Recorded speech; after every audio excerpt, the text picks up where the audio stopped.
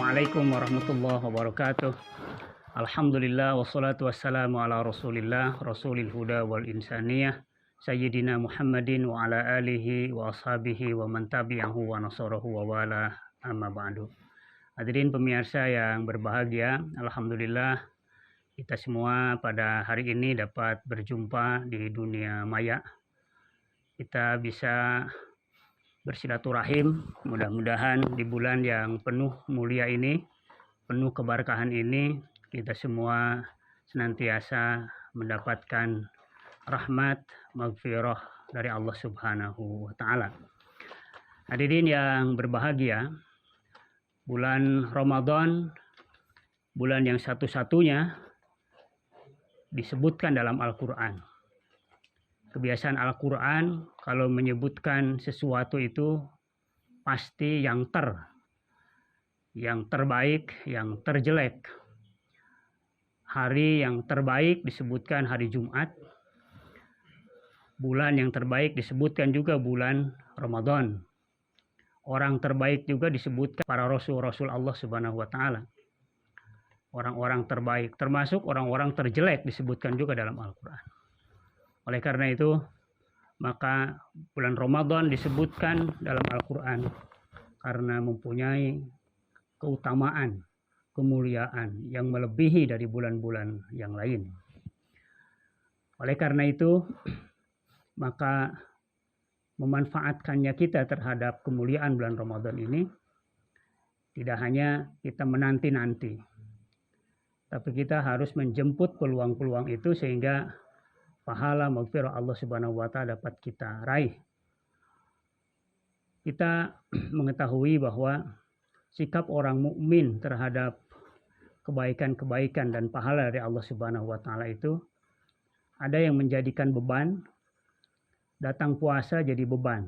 Beban karena sulitnya berpuasa, karena capeknya berpuasa, karena haus dan laparnya berpuasa.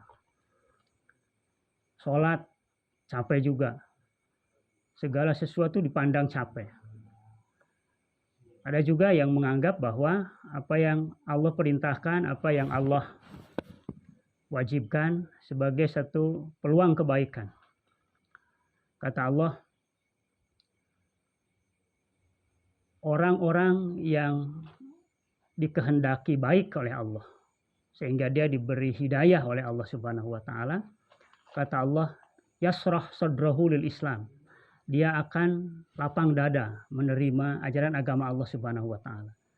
Sehingga kelapangan dada menerima ajaran Allah itu mengakibatkan dia terus semangat untuk memperoleh peluang-peluang yang baik, peluang-peluang pahala, peluang-peluang rahmat dari Allah Subhanahu wa Ta'ala. Sedangkan orang-orang yang terbebani dengan apa yang Allah janjikan, apa yang Allah wajibkan, maka dia bukan beramal, tetapi dia menjadikan itu hanya sebagai hal yang berat. Kata Allah, "Waman yurid an yudillahu", barang siapa orang yang oleh Allah dikehendaki sebagai orang yang sesat, yaj'al sadrahu dayyqan haraja ka'annama yas'adu fis sama. Apa yang Allah wajibkan, apa yang Allah perintahkan, dia rasakan berat di dadanya. Dia merasakan sebagai satu beban. Sehingga bukan membangkitkan semangat dia melakukan amal, tetapi dia justru hanya berdiam diri karena merasa berat untuk melakukan amal tersebut. Oleh karena itu, kita sebagai seorang mukmin, kita sebagai seorang muslim yang senantiasa menginginkan kebaikan dan hidayah Allah Subhanahu wa Ta'ala, maka kita harus membangkitkan dalam hati kita semangat untuk supaya apa yang dijanjikan Allah, apa yang dipardukan Allah, apa yang diwajibkan Allah itu harus menjadi sesuatu yang membahagiakan kita, sesuatu yang menyenangkan kita. Kenapa senang, kenapa gembira? Karena memang itu adalah peluang-peluang pahala yang akan diberikan oleh Allah Subhanahu wa Ta'ala kepada kita semua. Oleh karena itu, maka Ramadan itu utama, Ramadan itu mulia, bukan berarti kita harus berdiam diri. Tetapi Ramadan mulia bagi orang yang berupaya keras untuk menggapai kemuliaan itu. Ramadan itu penuh dengan pahala bagi orang-orang yang menjemput dan beramal untuk mendapatkan pahala itu.